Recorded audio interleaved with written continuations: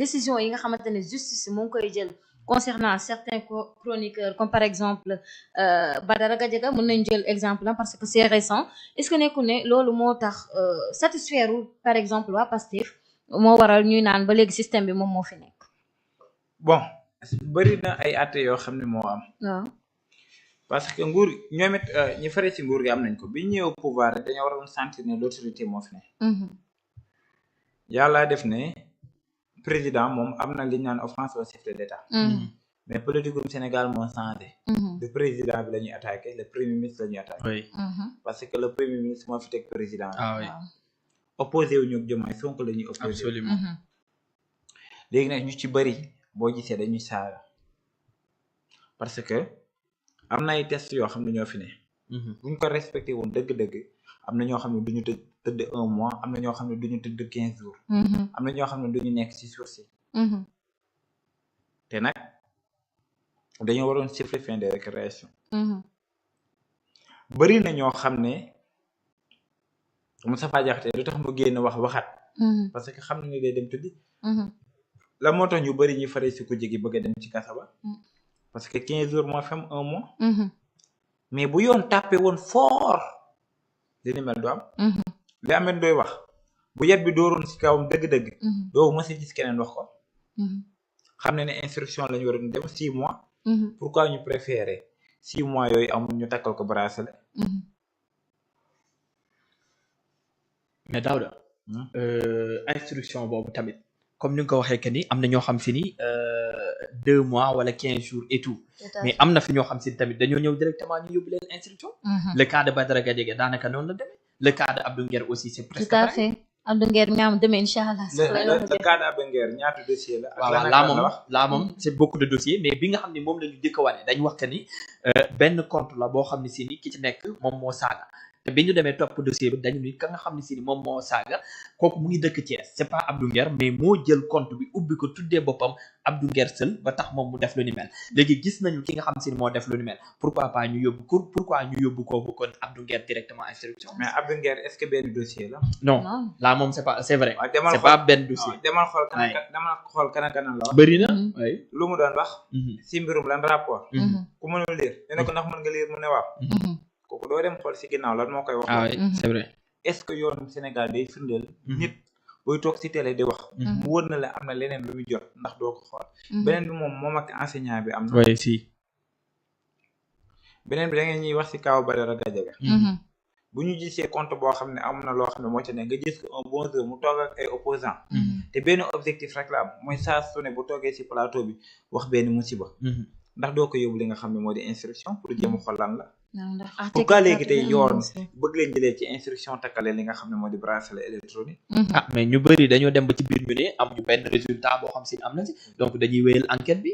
prenons le cas de Lat Diop prenons le cas d'autres yoo xam si dañoo dem ba si biir ñu ne daanaka jotuñu benn info. ji nga leen de mën naa la ko wax. am na ñenn ñoo xam ne ñoo ngi seen kër dañuy demaat te yoon dina tijji ci leneen ak leneen. seen dossier. lenn mën naa la ko wax. mooy li ngeen di wax nii. bu nguur gi jëloon responsabilité ñi mu war a ànd ak teg leen fi. ma jàppal ni lu bëree bëri yu bëri lu dina feeñ.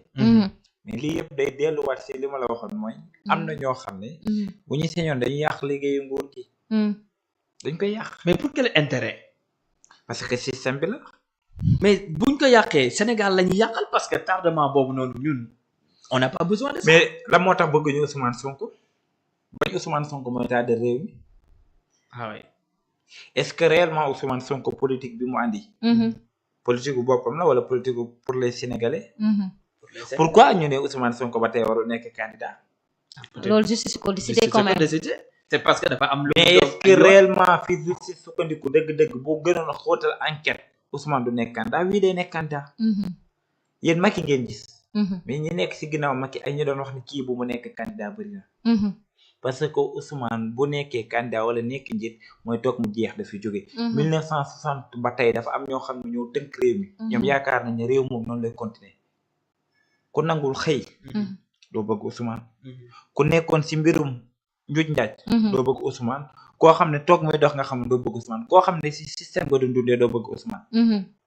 mais si toog muy dox boobu dañu gis Cheikh Omar Diagne def benn sortie waaw mu ne toog muy dox bi ba léegi mu ngi exister ñu Mhm. laaj ko lan moo tax muy toog muy dox di exister mu ne y a des chargés de mission yu fi nekk yoo xam ne si ni xamuñu sax lan ban mission la ñu ban am mission la ñu am jusqu'à ñu gisaat présent quelque temps Salimata Salimata Dieng Dieng génn def benn poste pour montrer que ni Mhm. ñoom depuis ba ñu leen falee ba léegi daanaka amul leen loo xam si dara def nañ est-ce que kon toog muy dox ba ñu léegi limogé jóg ko na fi? ñu limogé ko si politique Mhm. lu ku ne am na loo koy doyee Mhm.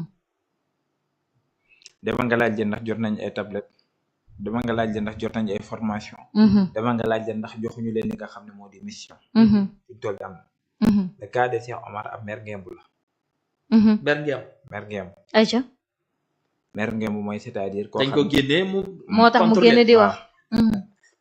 ab maire ngemb la Mhm. sincèrement ay argument pourtant wax ko woon déedéet bi lan mooy toog mu dox est-ce que gis nga dëgg-dëgg ay DG ñaata ndaw Pastef nga gis sur le terrain ba tey ah ñu ci bëri dugal nañ leen ci gouvernement bi ñan la ñu dugal ñu ngi nekk seen wetu ay DG ñan ñii ñu ñan ñeneen lañ parce que tey prenons l'exemple de Cheikh capitaine Touré bi ak Khadim waaw li mu wax li mu tontoo mooy que ni recrutement yam fa def ñu ci bëri ay mbokkam la jël teg si wetam est-ce que am nga luy firndeel loolu ak Khadim moo wax ne est-ce nan que la ñu daa réellement xeexaati xaadi bëgg nga daa xeex Khadim Faye affaire benn somme ci affaire carburant d'après lu ñu expliqué Mhm.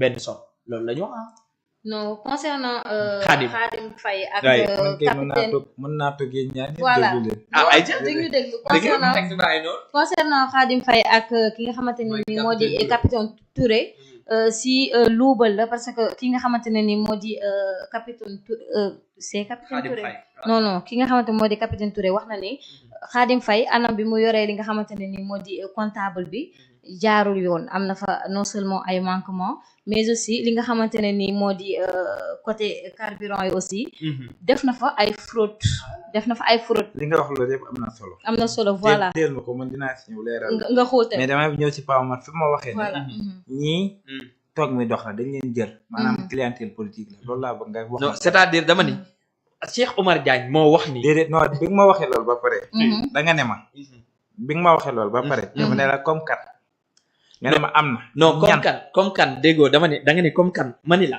comme moom dafa ni ñi nga xam ne si ne ay chargé de mission la daal lay indil l'exemple de Salimata Dieng bi def texte posté ko ba ñu limoté ko Salimata Dieng laa la wax ba muy wax jamono googu mbirum passé fa taxoon waaw waaw tout à dégg fait. nga. mooy projet bi ak taxawaay ah oui mais est-ce que réellement boo demaatee tey chargé de mission yooyu xam nañ ne ndax am nañ mission wala amul mission am nañ mais ba tey dama ne la da nga ne ma am na ñoo xam ne dañuy def toog mi dox man ne la comme kan laa bëgg nga waxal ma diw toog mi dox la non xam nga moom dafa sukkandiku Daouda si réponse u Khadim maa la ko ñaan tey rek maa la ko ñaan oh dañuy débattre non waaw di maa la ko dañuy ñaan rek débattre quand même maa la ko ñaan rek dama bëgg nga wax ma diw non man mënuma la wax diw moo toog muy dox laa moom c'est vrai parce que dans ce cas kon amul mais dama ni la man dama sukkandiku ci les paroles de Cheikh Omar Diagne la wax d'accord Cheikh Omar Diagne moom dégg nga ko nee na mer muy génn xaw ma na ko la mais cadre comme ko xas nañ dugg foofu ñu rebondir rek cadre ASP bi capitaine Touré ak Khadim Faye affaire 77 milliards yi nga xamante ne rapport Cour des comptes 2022 2023 wax na ko ak affaire carburant bi loolu aussi lan moo si war a nekk sa jàngat d'autant plus que ki nga xamante moo di Khadim Faye wax na carrément ne rapport bi capitaine Touré di wax sax turam nekku si mais est-ce que bi mu leer ci journal bi rapport bi rek la yem wala yem non biñ koy daax loo rek a tax ñu daax ko xóotal lan ak lan la wax ay ci ñu dem non parce que bu ñu gisee li nga xam si ni moom la ñu def comme poste dañu wax que ni Khadim Faye ci boppam moom respecté wul hiérarchie voilà